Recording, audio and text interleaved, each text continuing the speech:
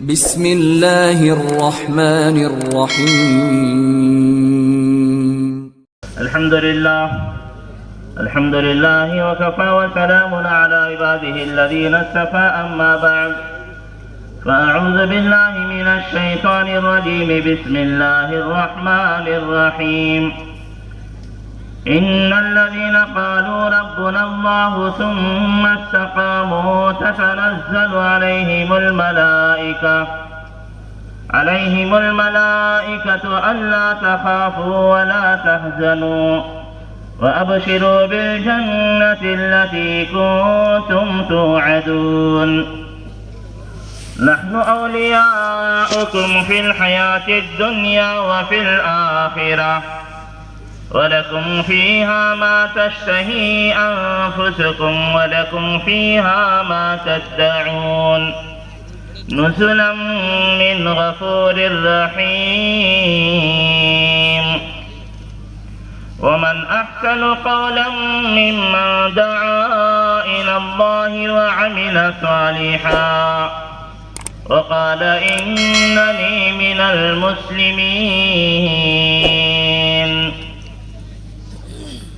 عن معاوية بن أبي سفيان رضي الله عنهما قال قال رسول الله صلى الله عليه وسلم من يرد الله به خيرا يفقهه في الدين وقال عليه الصلاة والسلام خير الناس من ينفع الناس آمنت بالله صدق الله العظيم وصدق رسوله النبي الأمي الكريم ونحن على ذلك لمن الشاهدين والشاكرين والحمد لله رب العالمين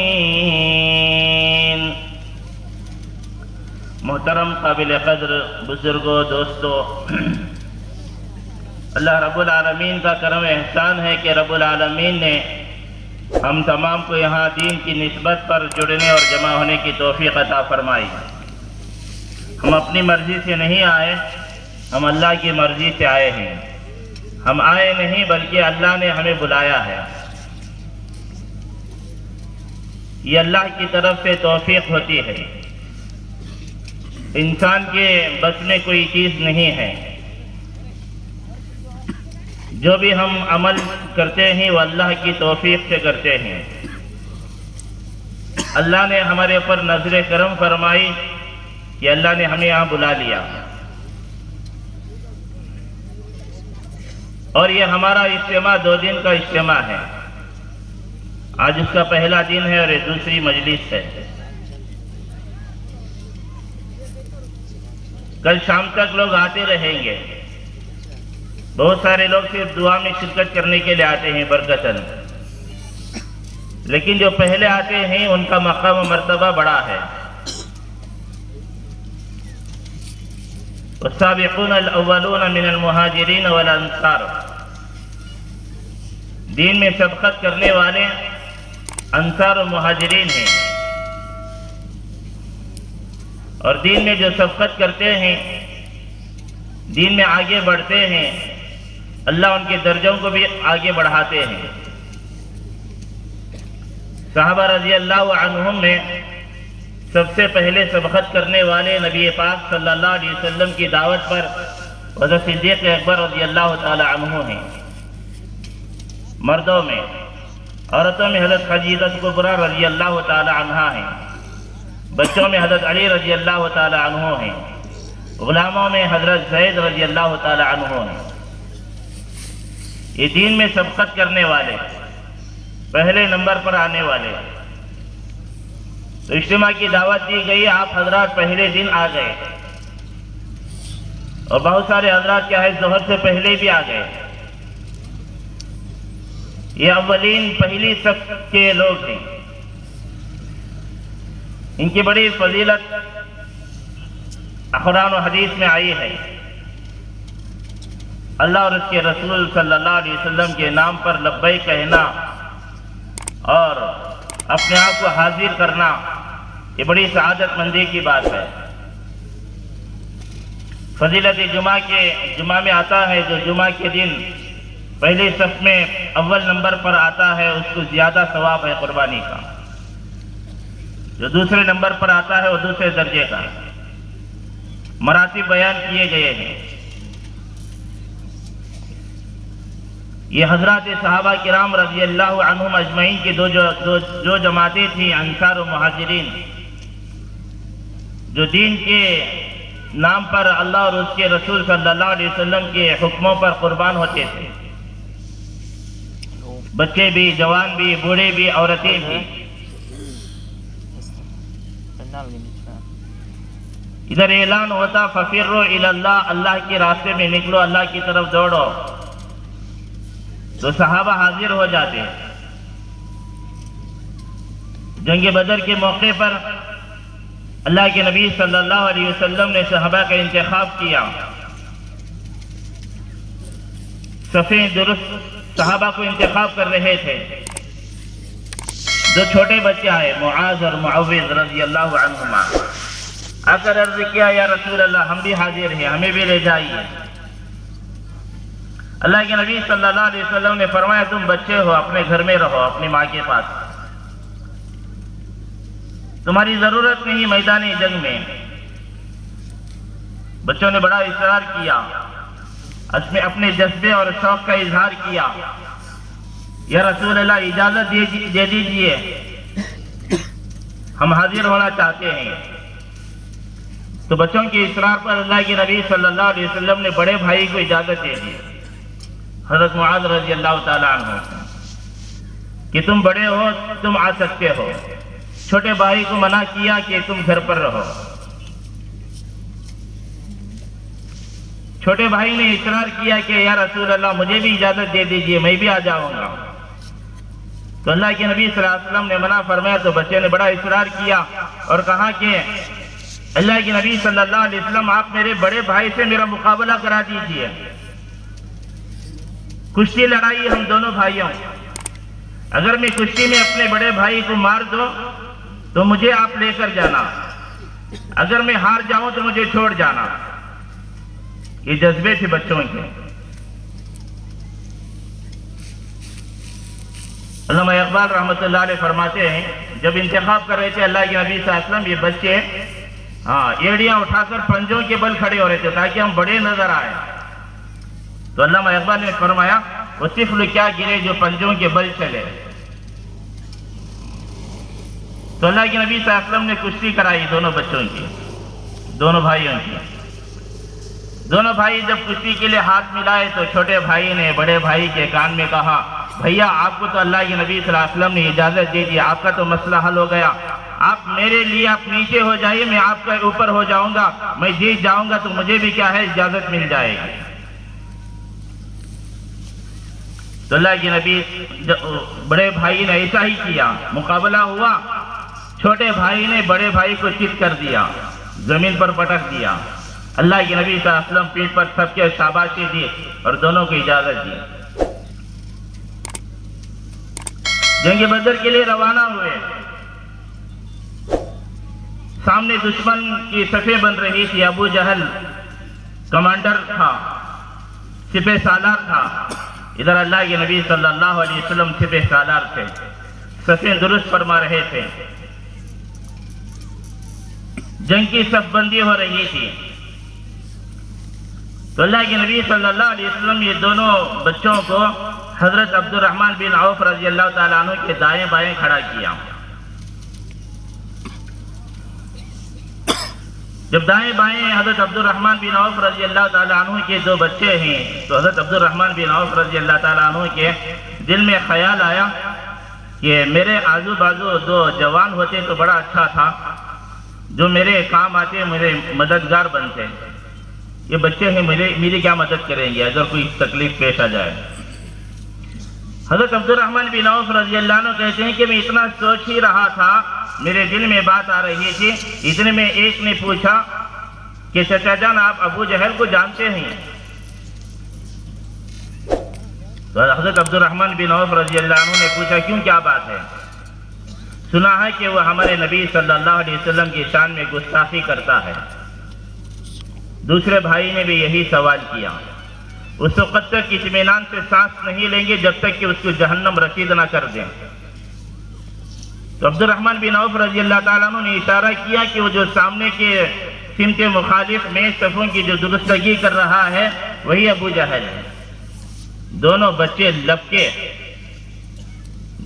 لپک کر ابو جہل کے قریب پہنچے۔ ایک بھائی نے ابو جہل کے گھوڑے کے پیر پر وار کیا جس سے گھوڑا فوراً زمین پر گر گیا۔ دوسرے بھائی نے فوراً ابو جہل کے پیر پر وار کیا جس سے ابو جہل بھی دھڑام سے کیا ہے زمین پر گر گیا۔ ابو جہل کے بیٹے اکرامہ نے دیکھا کہ میرے باپ کو 2 بچوں نے مار دیا، گرا دیا، فوراً آ کر حضرت معاذ رضی اللہ تعالیٰ عنہ کی کیا ہے مونڈے پر حملہ کیا پیچھے سے، جس سے حضرت معاذ رضی اللہ تعالیٰ عنہ کا ہاتھ مونڈے سے جدا ہو گیا۔ چمڑے میں لٹک رہا تھا، اسی حال میں جنگ کرتے رہے۔ جب وہ دکھ کرنے لگا تو اس لٹکے ہوئے ہاتھ کو پیر کے نیچے دبا کر جھٹکا مار کر الگ کر دیا۔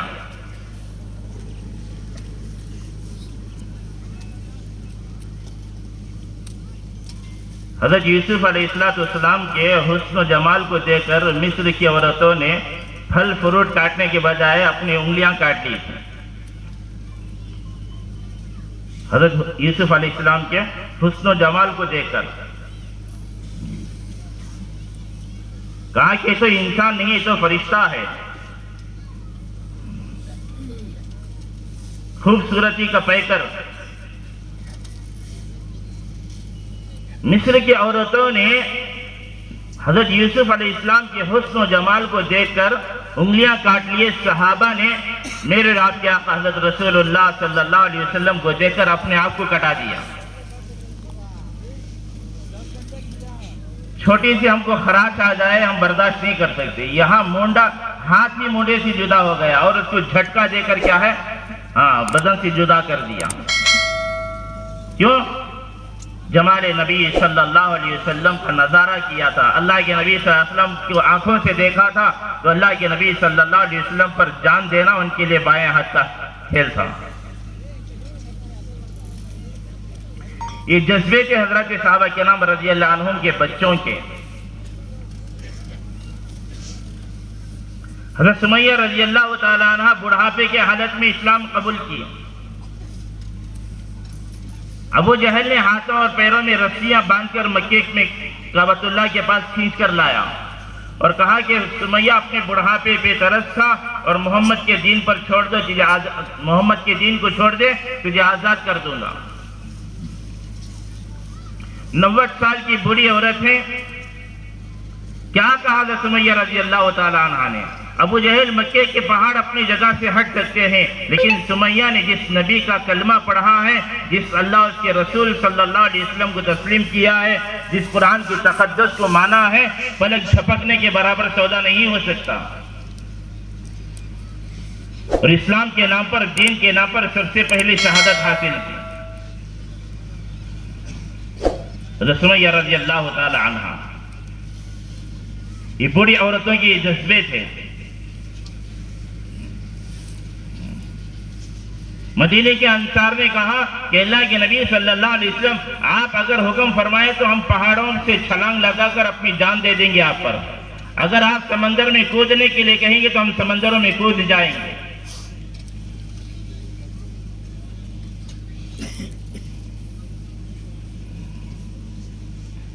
حضرت بلال رضی اللہ تعالی عنہ نے کیسی تکلیفیں برداشت کی۔ جب کوڑے لگتے تھے تو یہ نعرہ نکلتا تھا احد احد، اللہ تو ایک ہی ہے۔ اللہ کے نام پر مرنے اور مار کھانے مزہ آتا تھا، اور واقعی جو اللہ کے راستے میں شہید ہوتا ہے اللہ رب العالمین ان کو جنت کے نظارے دکھا دیتے ہیں، جنت ان کی آنکھوں کے سامنے ہوتی ہے۔ جو بھی اللہ کے دین کے لیے اللہ اور اس کے رسول صلی اللہ علیہ وسلم کے لیے قربان ہوتا ہے، جنت کے راستے اس کے لیے ہموار کر دیتی ہیں، جنت سج کر اس کے سامنے آ جاتی ہے۔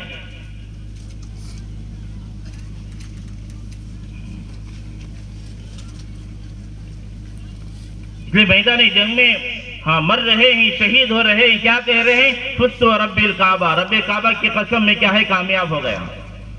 اور کیا کہا میدان احد میں؟ ارے کہاں جا رہے ہو؟ احد میدان کی طرف بڑھو، وہاں سے جنت کی خوشبو آ رہی ہے۔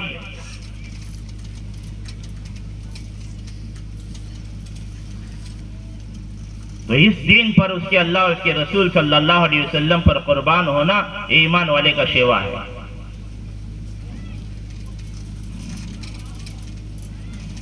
تو ہماری نسبت اللہ اور اس کے رسول صلی اللہ علیہ وسلم سے، ہم اللہ کے بندے ہیں، حبیب پاک صلی اللہ علیہ وسلم کی امت میں سے ہیں۔ ہمیں یہ حکم دیا گیا اطیعوا اللہ واطیعوا الرسول، اللہ اور اس کے رسول صلی اللہ علیہ وسلم کی اطاعت کرو۔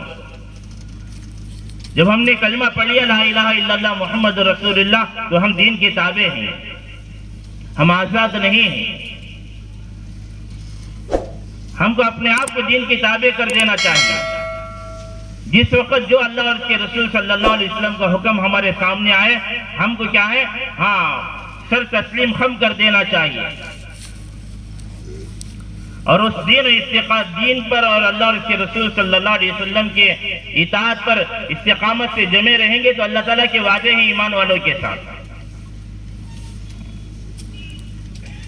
اور تقاضا بھی ہے یا ایھا الذین آمنوا ادخلوا فی السلم کافہ، اے ایمان والو اسلام کے اندر، دین کے اندر پورے کے پورے طور پر داخل ہو جاؤ، اور اس پر استقامت سے جمے رہو۔ دین و شریعت اسلام کے اندر پورے کے پورے طور پر داخل ہو جاؤ گے، استقامت سے جمے رہو گے۔ ان الذين قالوا ربنا الله ثم استقاموا تتنزل عليهم الملائكة الا تخافوا ولا تحزنوا وابشروا بالجنة التي كنتم توعدون۔ بلا شبہ جن لوگوں نے یہ کہہ دیا کہ ہمارا رب اللہ ہے، پھر اللہ کی ربوبیت پر، اللہ تعالیٰ کی وحدانیت پر، اللہ تعالیٰ کے احکامات پر استقامت سے جمے رہے، ڈگمگائے نہیں، نفسانی خواہشات کو چھوڑا، اللہ کے حکموں کو پورا کیا، تو فرشتے آپ کی ملاقات کے لیے آپ سے مصافحہ کرتے ہیں ایسے لوگوں سے۔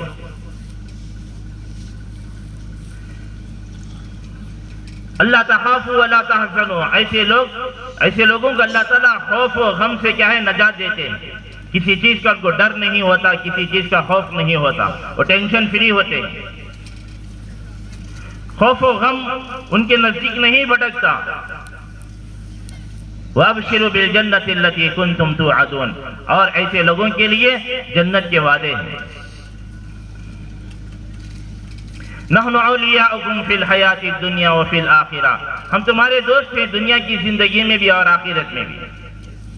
وَلَكُمْ فِيهَا مَا تَشْتَهِي أَنفُسُكُمْ وَلَكُمْ فِيهَا مَا تَدَّعُونَ نُزُلًا مِّنْ غَفُورٍ رَحِيمٍ۔ یہ دنیا کی زندگی محض چند روزہ زندگی ہے، زندگی کوئی زندگی نہیں ہے، ایک آزمائش امتحان کے لیے چند دنوں کے لیے اللہ تعالیٰ نے یہاں بھیجا ہے۔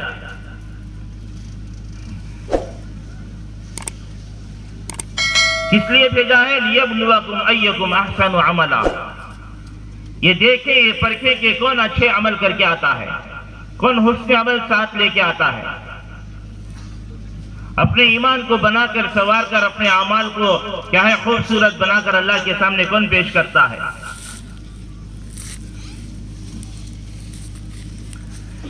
جو کئی دنیا کے اندر اپنے ایمان کو بنا کر، اپنے ایمان کو بچا کر، اعمال کی استقامت کے ساتھ دنیا سے رخصت ہوتا ہے، اللہ کے بارگاہ میں حاضر ہوتا ہے، جنت کے اللہ تعالیٰ کے وعدے ہیں، اللہ تعالیٰ وعدوں کو پورا فرماتے ہیں۔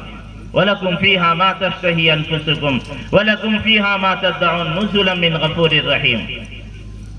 اب میری جنت میں آ گئے ہو، اب جنت میں تمہارے لیے وہ کچھ ہے جو تمہارے دل میں، جو تمہارے جی میں آئے، جو تمہارے نفس ہے، جو تمہاری نفس جو چاہے گا، جو تمنا ہے، مرادیں ہیں، یہاں پوری کی جائیں گی۔ جنت میں کیا کیا ہے؟ ایسی ایسی چیزیں ہیں کسی کی آنکھ نے نہیں دیکھا، کسی کے کان نے نہیں سنا، کسی کے وہم و گمان میں بھی ایسی چیزیں نہیں گزری۔ ایسی ایسی چیزیں اللہ رب العالمین نے ایمان والوں کے لیے تیار کر کے رکھی ہیں۔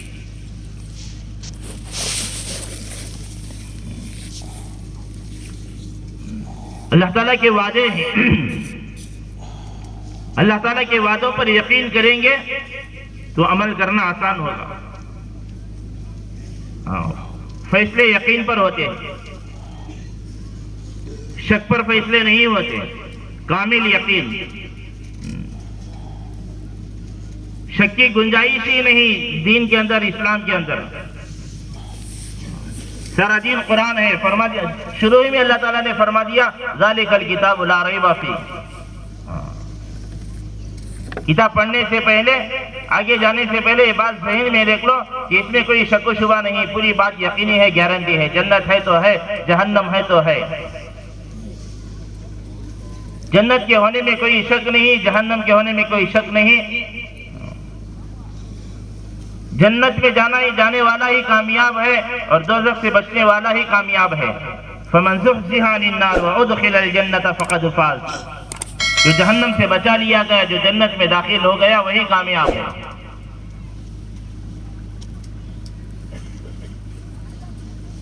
تو کامیابی حاصل کرنے کے لیے اللہ رب العالمین نے ہمیں دنیا میں زندگی دے کر بھیجا ہے۔ وہ کامیابی کیسے حاصل کرے؟ دعوت و تبلیغ میں اس کا آسان حل ہے۔ دعوت و تبلیغ میں لگ جائیں گے، آخرت کی کامیابی مل جائے گی۔ ایک بزنس ہے، ایک تجارت ہے۔ دعوت و تبلیغ کیا ہے؟ یہ آخرت کا بزنس ہے، آخرت کی تجارت ہے۔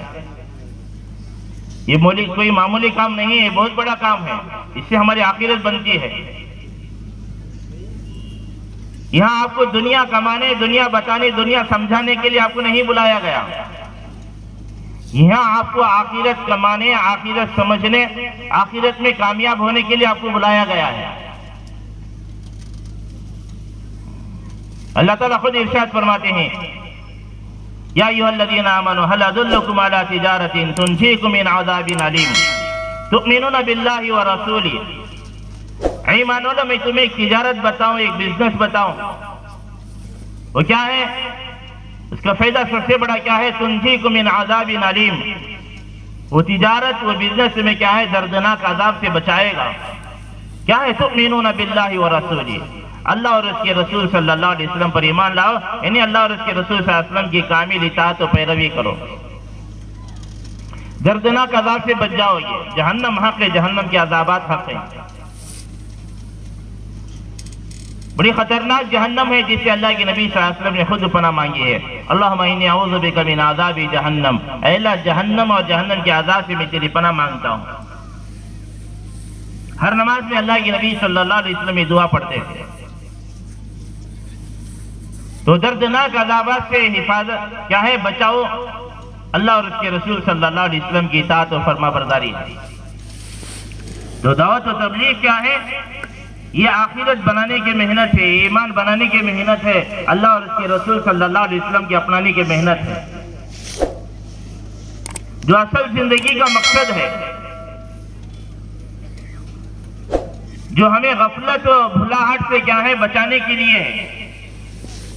ہم دنیا میں رہ کر، کاروبار میں پڑھ کر، بازاروں میں رہ کر، دنیا کے ماحول سے متاثر ہو کر ہم اپنے آخرت سے غافل ہو گئے، ہم اللہ اور اس کے رسول صلی اللہ علیہ وسلم کو بھول گئے۔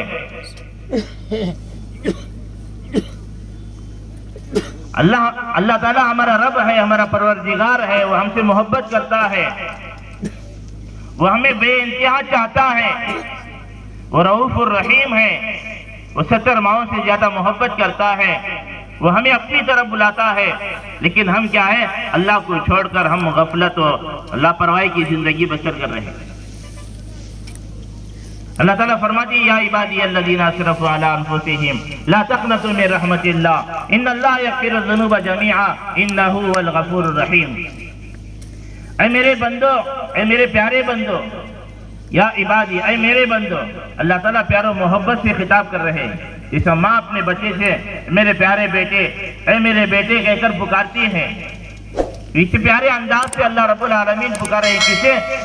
فرما بردار تہجد گزار کو نہیں، ایسے لوگوں کو اللہ تعالیٰ اس آیت میں خطاب فرما رہے ہیں جو گناہوں میں مبتلا ہیں، اللہ تعالیٰ کی نافرمانیوں میں مبتلا ہیں، جہنم کی طرف جا رہے ہیں، جنہوں نے اپنی زندگی کو برباد کر لیا، ایسے بندوں کو اللہ تعالیٰ خطاب کر کے فرما رہے ہیں لا تقنطوا من رحمت اللہ، اے میرے بندو میری رحمت سے مایوس مت ہونا، تو میری طرف لوٹ کر آ جاؤ، توبہ کر لو، استغفار کر لو، میں تمہاری توبہ و استغفار کو قبول کروں گا، میں تمہیں اپنا لوں گا۔ کیوں؟ ان اللہ یغفر الذنوب جمیعا، جو کہیں معافی چاہتا ہے، توبہ کرتا ہے، میں اس کے تمام گناہوں کو معاف کر دیتا ہوں۔ انہ هو الغفور الرحیم، کیوں؟ اس لیے کہ میں غفور ہوں، بخشنے والا، رحیم ہوں، رحم کرنے والا۔ جب بندہ توبہ کرتا ہے فاولئک یبدل اللہ سیئاتہم حسنات، تو اللہ تعالیٰ اس کے جو گناہ کیے تھے توبہ کی برکت سے گناہوں کو اللہ تعالیٰ نیکیوں میں بدل دیتے ہیں۔ اللہ تعالیٰ کو گناہوں کو نیکیوں میں بدلنا کوئی مشکل نہیں ہے، وہ رات کو دن سے بدلتا ہے، یولج اللیل فی النہار ویولج النہار فی اللیل، ابھی دن ہے وہ دن کو رات سے بدل دیتا ہے، رات آئے گی رات کو دن سے بدل دیتا ہے، ایسی طاقت و قدرت والا ہے۔ تو اسی طرح ہمارے گناہوں کو معاف بھی کرتا ہے، اور گناہوں کے بجائے جتنے گناہ تھے ان گناہوں کے بدلے نیکیاں عطا فرماتا ہے۔ حضرت عمر رضی اللہ تعالیٰ عنہ اپنے زمانے میں گشت کرتے تھے، اسی لیے گشت کر رہے تھے، دیکھا کہ ایک آدمی شراب پی رہا ہے، اس کی نظر حضرت عمر رضی اللہ تعالیٰ عنہ پر پڑ گئی، اور فوراً شراب کی بوتل کو اپنے بغل میں دبا لیا کہ عمر نے دیکھ لیا اب میری خیر نہیں ہے۔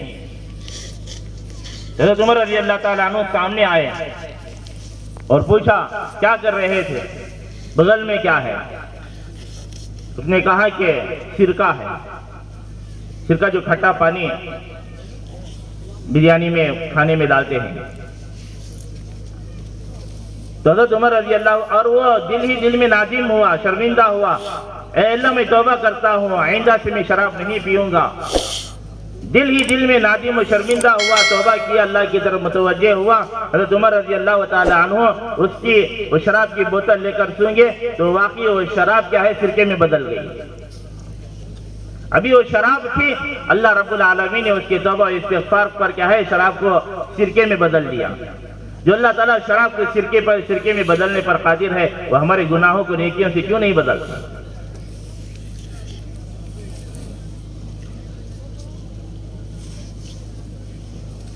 تو استقامت سے اللہ کی وحدانیت پر، اللہ تعالیٰ کی ربوبیت پر ہم کو جمنا ہے۔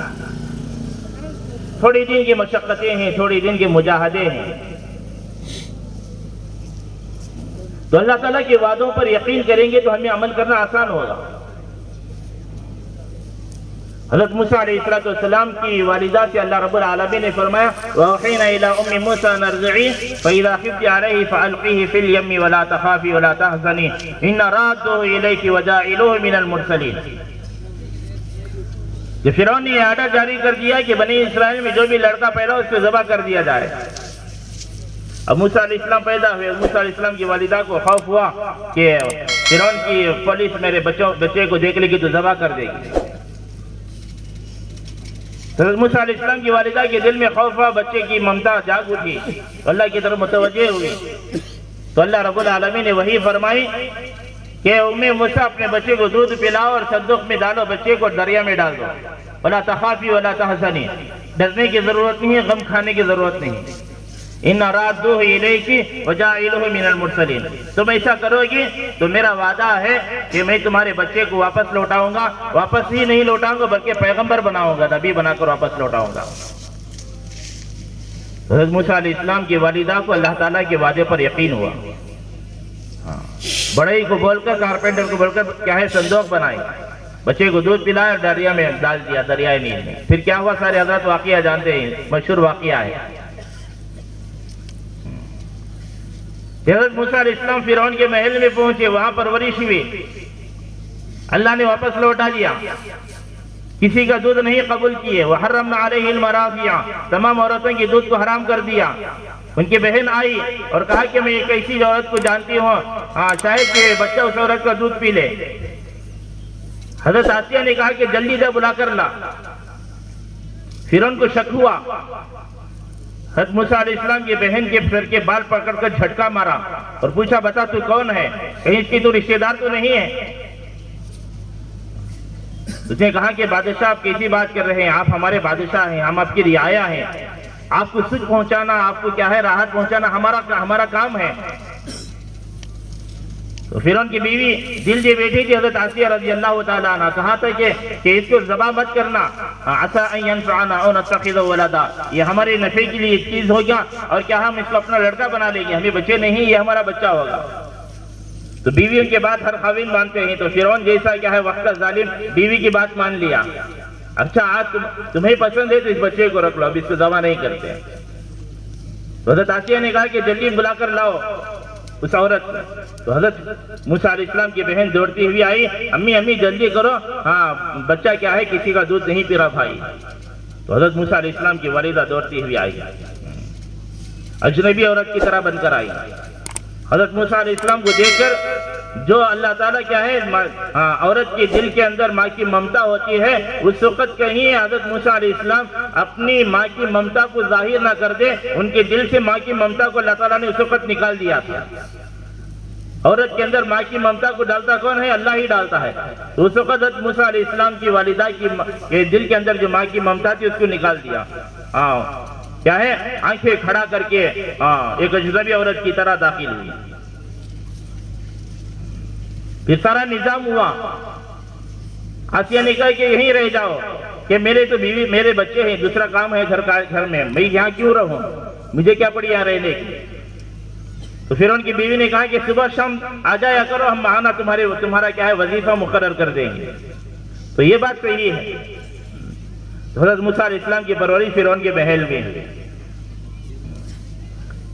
تو حضرت موسیٰ علیہ السلام کو اللہ نے بچایا رکھا، پروان چڑھایا، واپس لوٹایا، پھر اللہ رب العالمین نے کیا ہے نبوت سے بھی نوازا۔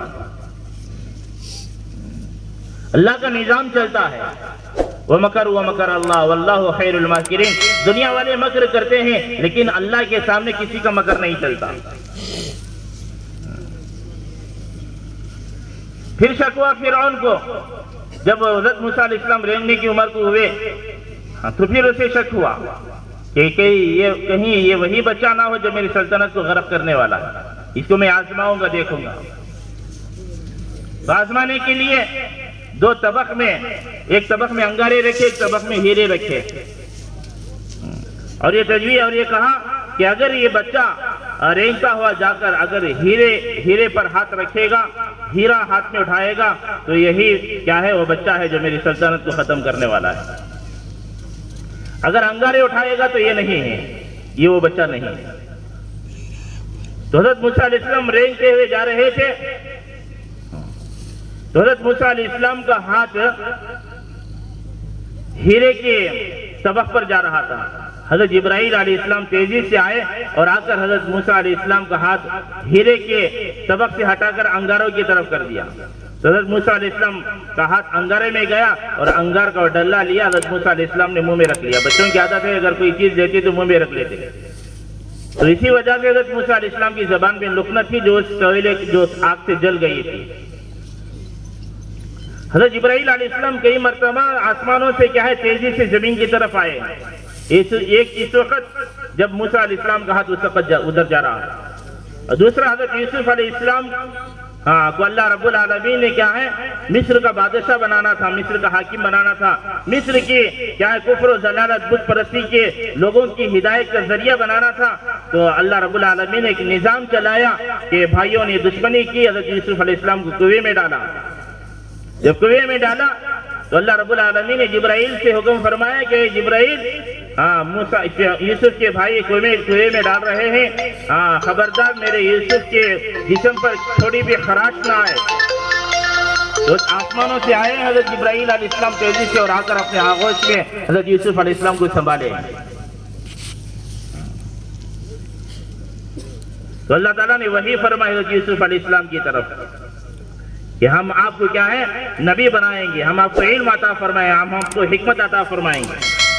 تو اللہ تعالیٰ کے وعدے ہیں، اللہ تعالیٰ کے وعدوں پر یقین کریں گے تو عمل کرنا آسان ہوگا. تو یقین کی کمزوری ہے. وعد اللہ الذین آمنوا وعملوا الصالحات لَيَسْتَخْلِفَنَّهُمْ فِي الْأَرْضِ كَمَا اسْتَخْلَفَ الَّذِينَ مِن قَبْلِهِمْ. کہ اللہ تعالیٰ ایمان والے اور اعمال صالحہ کرنے والوں کے ساتھ وعدہ ہے کہ میں تمہیں کیا ہے اپنا خلیفہ بناؤں گا، زمین کی بادشاہ تمہیں عطا کروں گا. تو یقین کی کمزوری ہے. تو یہ دعوت و تبلیغ کے کام میں کیا ہے؟ ہاں، یقین پر محنت ہوتی ہے. اللہ اور اس کے رسول صلی اللہ علیہ وسلم کے تعلق کو مضبوط بنانے کی دعوت دی جاتی ہے اور اپنی آخرت کو بنانے کی دعوت دی جاتی ہے. ہم اپنی آخرت کے ہم خود ذمہ دار ہیں. ہم کو اپنی آخرت خود بنانا ہے.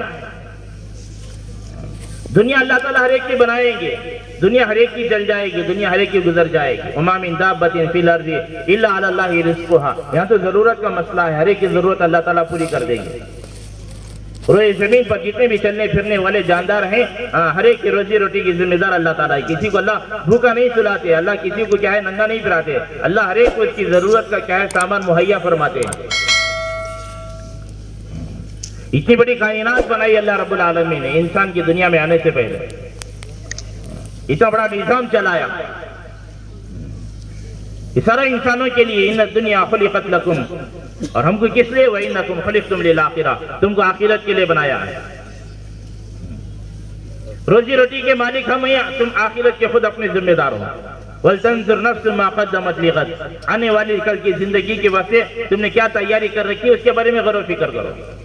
تو یہ دعوت و تبلیغ کی محنت اس لیے ہے تاکہ ہم اللہ اور اس کے رسول صلی اللہ علیہ وسلم کو صحیح معنوں میں پہچانیں اور کیا ہے ایمان و اعمال صالحہ کی زندگی گزاریں، سنت و شریعت پر چلیں اور اپنی آخرت کو بنا لیں مرنے سے پہلے.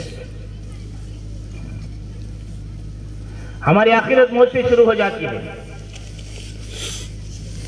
موت کا فرشتہ جب آتا ہے تو ہماری آخرت کا سفر شروع.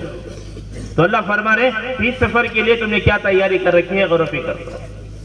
اب یہاں اجتماع میں آئے ہیں دنیا کمانے کے لیے، آخرت بنانے کے لیے. میری آخرت بن جائے، میری قبر کی زندگی بن جائے، میدان محشر کے میرے مسئلے حل ہو جائیں، ہمیشہ کی جہنم سے بچ کر ہمیشہ کی جنت میں جانے والا میں بن جاؤں. اس کے لیے اللہ کا حکم ہے یا ایھا الذین آمنوا قوا انفسکم، اے ایمان والو اپنے آپ کو جہنم سے بچاؤ، یعنی اپنی زندگی میں دین کو داخل کرو. واہلیکم، ہاں تم اکیلے نہیں، تمہاری فیملی ہے، تمہارے اہل و عیال ہے، ان کا بھی فکر کرو، ان کو بھی جہنم سے بچاؤ، یعنی ان کی زندگی میں بھی دین کو داخل کرو، انہیں بھی دین سکھاؤ، انہیں بھی دین پر چلاؤ.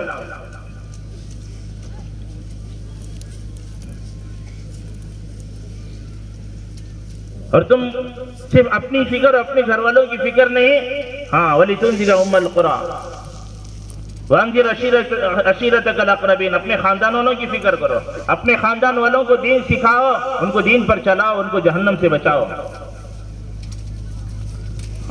یہ خاندان والے مطمئن نہیں ہونا، خاندان والوں کی ذمہ داری ہے. وَلِتُنذِرَ أُمَّ الْقُرَىٰ، اپنی بستی والوں کی فکر کرو. اور اپنی بستی میں والے مطمئن نہیں ہونا کہ ہم سارے کے بستی والے دیندار ہیں الحمدللہ، ہاں ساری دنیا کچھ ہو جائے ہمیں اس کی کیا فکر. ومن حولہ، نہیں فرمایا اپنی بستی کے اطراف اقراف سارا مشرق و مغرب شمال و جنوب، ہر کیا ہے حصے میں ہر رخ میں کیا ہے اللہ کا دین پھیلے. چاروں طرف چاروں عالم میں رہنے والے ہر انسان کی زندگی میں کامل و مکمل دین آ جائے. اس کے لیے کیا کرنا ہے؟ اللہ نے مجھے کیا دیا ہے؟ اللہ نے ہمیں جو جان دیا، جو مال دیا، جو صلاحیت دی، وہ اللہ کے اس دین پر لگانا ہے. ان اللہ اشترى من المؤمنین انفسهم واموالهم بان لهم الجنہ، کہ ہمارا یہ مال ہمارا نہیں، ہماری یہ جان ہماری نہیں، ہمارے مالوں کی جانوں کی بکری ہو چکی، جنت کے بدلے میں خریدا جا چکا ہے. تو ہمارے ضرورت سے بچا ہوا مال، ضرورت سے کیا ہے بچا ہوا وقت، ہماری ساری صلاحیتیں یہ دین پر لگے. بڑی قربانیوں سے یہ دین کو کیا ہے ہم تک پہنچایا گیا ہے. سوالات انبیاء علیہ السلام نے اس دین کی خاطر قربانیاں دی. حضرت ابراہیم علیہ السلام کی کتنی بڑی قربانیاں ہیں. حضرت حاجرہ رضی اللہ عنہا کی قربانی، حضرت اسماعیل علیہ السلام کی قربانی، بنی اسرائیل کے انبیاء علیہ السلام کی قربانیاں، پھر میرے اور آپ کے آقا حضرت رسول اللہ صلی اللہ علیہ وسلم کی کتنی قربانیاں ہیں. 13 سال آپ صلی اللہ علیہ وسلم کتنے مجاہدے اور مشقت اور کیا ہے تکلیفوں میں فقر فاقے میں گزارے. ساری زندگی اللہ کے نبی صلی اللہ علیہ وسلم کو پیٹ بھر کر دو وقت کی روٹی نہیں ملی. آنکھ بھر کر آپ صلی اللہ علیہ وسلم نے نیند نہیں فرمائی. کان رسول اللہ صلی اللہ علیہ وسلم دائم الفکرہ لیست لہ راحہ طویل السکنہ. اللہ کے نبی صلی اللہ علیہ وسلم ہمیشہ غمگین رہتے تھے. آپ کو راحت نہیں تھا، چین نہیں تھا، سکون نہیں تھا، اطمینان نہیں تھا، بے قرار رہتے تھے. ساری رات جاگتے تھے، سارا دن کیا ہے محنت کرتے تھے. ایک کے پاس 70 80 مرتبہ جا رہے ہیں. ہر ایک کی منت کر رہے ہیں، سماجت کر رہے ہیں کہ اللہ کا کلمہ پڑھ لو، کیا ہے دین کو قبول کر لو، ہمیشہ کی کامیابی حاصل کر لو. اس کے لیے آپ کا گھرانہ بھی آپ قربان ہو گئے. حضرت فاطمہ رضی اللہ تعالی عنہ کے فاقے، حضرت علی رضی اللہ تعالی عنہ کی مشقتیں، حضرت حسن حسین رضی اللہ عنہما کے فاقے اور ان کی شہادتیں، حضرت بلال رضی اللہ عنہ کی قربانیاں، حضرت خباب رضی اللہ تعالیٰ عنہ کی قربانیاں، حضرت حمزہ رضی اللہ تعالیٰ عنہ کا کیا ہے اس طرح کا شہید ہو جانا، یہ کس کے لیے تھا؟ یہ اسی دین کے لیے تھا. اس دین کے لیے تھا جو دین ہمیں آج ملا ہے، ان کی قربانیوں کی برکت سے ملا ہے. اور دین دنیا میں باقی رہتا ہے قربانیوں سے. اس دین کے لیے چند خاندان، چند گھرانے کیا ہے جب تک قربانی نہیں دیتے، یہ دین کیا ہے نسلوں میں کیا ہے سرایت نہیں کرتا. صحابہ صرف اپنے بیوی بچے، اپنا کاروبار، اپنی کھیتی باڑی میں رہ جاتے تو پتہ نہیں آج ہم کہاں رہتے. تو اسی طرح سلسلہ کیا ہے قربانیوں کا چلتا رہنا ہے قیامت تک. قیامت تک کے لیے جدوجہد مجاہدہ ایمان والے مسلمان کرتے رہیں گے. قیامت تک آنے والی نسلوں کے لیے دین پر چلنے کی راہیں ہموار ہوتی رہیں گی. اگر ہم دنیا میں رہ کر اپنا دیکھ کر اپنا خیال کر کے اپنے حد تک رہ کر چلے جائیں گے تو کل قیامت کے دن کیا ہے اس کا حساب دینا ہے. ذمہ داری اللہ رب العالمین نے عطا فرمائی ہے. ہم نے کلمہ پڑھا ہے لا الہ الا اللہ محمد رسول اللہ. ہم اللہ کے نبی صلی اللہ علیہ وسلم کو اللہ کا نبی میں مانتے ہیں اور آخری نبی مانتے ہیں. آج کے بعد کوئی نبی نہیں ہے. جو نبوت کا دعویٰ کرے گا وہ جھوٹا ہے، وہ کذاب ہے، وہ لعین ہے، وہ جہنمی ہے. آپ صلی اللہ علیہ وسلم کا جو مشن تھا، آپ صلی اللہ علیہ وسلم کی جو محنت تھی، اس محنت کو آپ صلی اللہ علیہ وسلم کی امت کو کرنا ہے. جس نے بھی کلمہ لا الہ الا اللہ محمد رسول اللہ پڑھا، اس دعوت کے کام کو ہر امتی کو کرنا ہے. قل هذه سبیلی ادعو الی اللہ علی بصیرۃ انا ومن اتبعنی. نبی صلی اللہ علیہ وسلم کہہ دیجئے کہ میرا راستہ ہے، میں اللہ کے بندوں کو اللہ کی طرف بلاتا ہوں پیار و محبت سے. یہ میرا بھی کام ہے اور جو میرے اتباع پیروی کرتا ہے اس کا بھی کام ہے. یہ صرف جماعت والوں کا کام نہیں ہے، صرف علماء کا کام نہیں ہے. ہر کلمہ پڑھنے والے لا الہ الا اللہ محمد رسول اللہ پڑھنے والے کی ذمہ داری ہے اور دنیا ذمہ داریوں کو پوری کرنے کی جگہ ہے. تو ہم اس دین کی ذمہ داری کو اٹھانا، اپنے کندھوں پر اٹھانا، اپنے کیا ہے اس کے لیے فکریں کرنا، اس کے لیے محنتوں میں جڑنا. تو ماشاءاللہ ہماری جو مسجد اور جماعتیں بنی ہوئی ہیں تو اپنے آپ کو کیا ہے اس کام میں لگانا ہے، اپنے آپ کو چلانا ہے. اس سے کیا ہے ہمارا ایمان بنے گا، ہم اللہ اور اس کے رسول صلی اللہ علیہ وسلم کی منشا کے مطابق زندگی بسر کرنے والے بنیں گے. اور کیا ہے فکر آخرت آئے گی، زندگی کے مقصد کو ہم کیا ہے پورا کرنے والے بنیں گے. پھر کل آخرت میں کیا ہے مزے ہی مزے. اللہ رب العالمین کیا ہے آسانی کا معاملہ فرمائیں گے. سب سے پہلے روح کا مسئلہ ہے جسم سے، تو اللہ رب العالمین کیا ہے جسم سے روح نکالیں گے. تو اسے آسانی سے نکلے گی جیسے کہ مسکے میں سے بال نکلے. خبر کے ہزاروں سال کی زندگی اللہ تعالیٰ لمحوں میں گزار دیں گے، پتہ ہی نہیں چلے گا.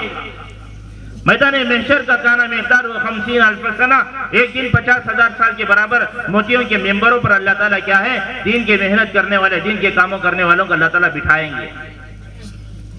دوسرے لوگ حساب کتاب میں مبتلا ہوں گے. حساب کتاب کو اللہ تعالیٰ آسانی سے آسان فرما دیں گے. نام اعمال سنے جائیں گے, اللہ تعالیٰ کیا ہے نیکیوں کے پلے کو وزن کر دیں گے, اور وہ نام اعمال اللہ تعالیٰ سیدھے ہاتھ میں عطا فرمائیں گے, اور پلسرات کا راستہ اللہ تعالیٰ بجلی کی طرح پار فرمائیں گے. اگر اپنے آپ کو بزرگ دوستو ہم نے دین کی محنت میں دین پر نہیں چلایا, دین پر نہیں لگے, تو آخرت کی صعوبتیں برداشت کرنے کے لیے ہمارے پاس طاقت و ہمت نہیں ہے. ہم کمزور ہیں, دنیا کی آگ کو برداشت نہیں کر سکتے, ہم جہنم کی آگ کو کہاں سے برداشت کریں گے؟ تو یہی احساس دلانے کے لیے دعوت تبلیغ کی محنت ہے کہ ہر ایمان والا مسلمان کیا ہے کامل طور پر دین کے اندر داخل ہو جائے, اپنی ذمہ داری کو سمجھے, اپنے آنے والی نسلوں کی کیا ہے فکر کرے. محنت نہیں ہوگی دین کی تو بے دینی آئے گی, جہالت آئے گی, گمراہی آئے گی, اور ارتداد آ جائے گا, ہماری نسلیں کیا مرتد ہو جائیں گی, اور اس تمام کے ذمہ دار ہم خود ہوں گے. تو بزرگ دوست نیتیں کریں, ارادے کریں کہ جب تک زندگی باقی ہے ہم انشاءاللہ دین کی محنت میں اپنے آپ کو لگائیں گے, سب لگائیں گے بھی. تو اس کے لیے اب ہمارے سامنے کیا ہے مغرب کے بعد بھی بیان ہوگا, تقاضے آئیں گے, تقاضوں کو پورے کرنے کے لیے ہم کو کیا ہے کھڑے ہو کر نام لکھانا ہے, ارادے کرنا ہے, نام لکھانا ہے, ترتیب بنانا ہے, اللہ سے مانگنا ہے, اللہ کیا ہے راستے ہموار کریں گے. ہر ایک کو چلنا ہے, ہر ایک کو نکلنا ہے. جو دین کے لیے چلے گا پھرے گا اللہ تعالیٰ اس کی دنیا بھی بنائیں گے, آخرت بھی بنائیں گے. اللہ اس کی دنیا ضائع نہیں کریں گے. ہم کو کیا ہے ہم ساری انسانیت کے لیے ذمہ دار ہیں. خیر الناس من ينفع الناس, لوگوں میں سب سے بہتر سب سے اچھے وہ ہیں جو لوگوں کے لیے نفع پہنچائے.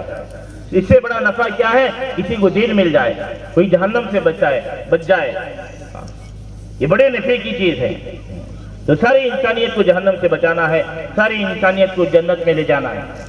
تو اس امت کے ہر ایک فرد کے اندر اللہ تعالیٰ نے وہ صلاحیت و خوبی رکھی ہے, جو صلاحیت و خوبیاں اللہ تعالیٰ انبیاء علیہ السلام کے اندر رکھا ہے. ایک حضرت مولانا الیاس صاحب رحمۃ اللہ علیہ نے کیا فکر کی, محنت کی آج سے 100 سال پہلے, آج یہ اتنا بڑے بڑے اجتماعات ہو رہے ہیں.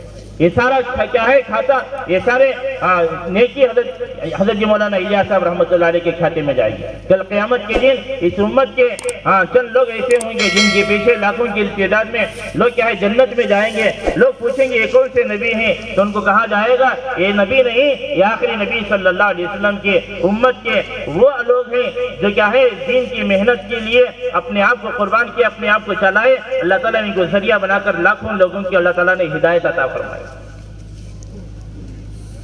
تو یہ ہدایت کے عام کرنے کا یہ راستہ ہے. تو بزرگ دوستو ہمتیں کریں, ارادے کریں, اور کیا ہے اپنی زندگی کو بدلیں. اور اس اجتماع کی برکت سے یہاں جو خیر پھیلے گا, یہاں سے جو کیا ہے بھلائیاں پھیلے گی, ہم تمام اس کے کیا ہے حصے دار ہوں گے. کل آخرت میں اللہ رب العالمین ہم کو تمام یہ کیا ہے یہ خوبیاں عطا فرمائیں گے. اس کا نفع اب معلوم نہیں ہوگا, کل آخرت میں معلوم ہوگا. اس لیے ہم جو بھی کام کریں وہ اللہ کی رضا کے لیے کریں, اللہ کی خوشنودی کے لیے کریں.